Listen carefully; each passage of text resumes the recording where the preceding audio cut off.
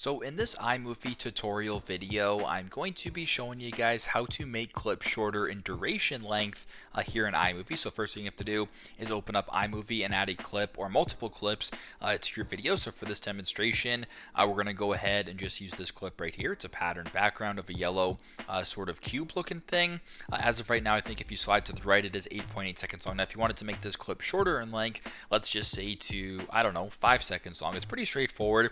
Press on the clip, go to the far right to where this yellow bar is, hold this yellow bar with your finger and then slide it to the left, and if you slide it to the left it goes down at 0.1 seconds. If you wanted to make it 5 seconds right there you go. If I were to play it, it is now much shorter in length. So pretty straightforward, but that's how you guys can make clips shorter in duration length here in iMovie. Thanks again for watching, and I hope this video helps.